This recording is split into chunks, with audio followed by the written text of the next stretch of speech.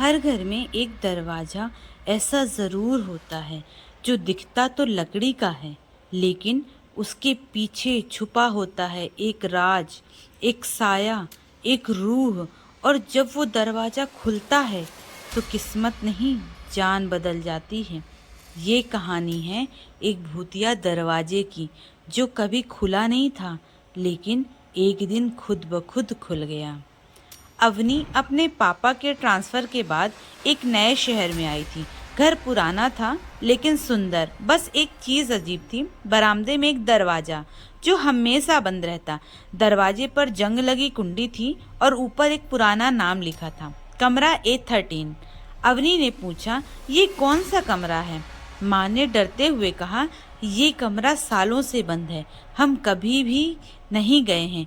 और जब अवनी ने पूछा क्यों, माँ बस इतना बोली, कुछ सवालों के जवाब न लेना ही ठीक होता है। रात को जब सब सो जाते तो दरवाजे से धीमी धीमी आवाज़ें आती, जैसे कोई अंदर चल रहा हो, जैसे कोई अंदर दीवार खुरच रहा हो। एक रात अवनी के कमरे की लाइट खुद ब खुद बुझ गई और जैसे ही टॉर्च जलाई, सामने उस दरवाजे की कुंडी अपने आप हिल रही थी।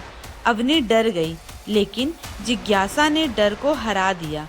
अगली सुबह जब घर में कोई नहीं था, उसने चुपके से दरवाज़ा खोला। अंदर सिर्फ अंधेरा था, लेकिन अजीब बात, कमरे की हवा में गंध थी, सड़ी हुई चीज़ों की। दीवारें खून से सनी थीं। बीच में एक पुराना झूला लटक रहा था और उस पर बैठा था एक टूटे चेहरे वाला गुड्डा जो लगातार दाएं बाएं झूल रहा था, बिना किसी हवा के। अवनी ने जब उसे छूने की कोशिश की तो कमरे की लाइट्स फड़कने लगी और दरवाज़ा खुद ब खुद बंद हो गया। अब अवनी अंदर कैद थी।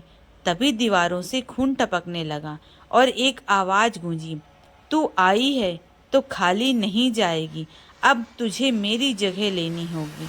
अवनी पीछे पलटी और सामने खड़ी थी एक औरत, बिना आँखों का चेहरा, बाल उलझे हुए और उसके ओंठ सिले हुए थे। अवनी चीखी, लेकिन आवाज़ कमरे में गुम हो गई। अगले दिन दरवाज़ा फिर से बंद था। सबने सोचा वो बाहर चली गई होगी, लेकिन अवनी कभी नहीं मिली। सिर्फ उसकी चप्पलें उस दरवाजे के पास पड़ी थीं।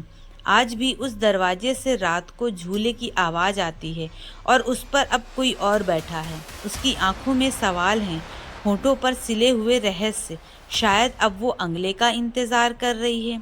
अगर आपको ये कहानी पसंद आई तो वीडियो को लाइक करें, कमेंट में बताएं कि आपको सबसे डरावना मोमेंट कौन सा लगा, और ऐसे ही सस्पेंसफुल हॉरर के लिए चैनल को सब्सक्राइब करना मत भूलें।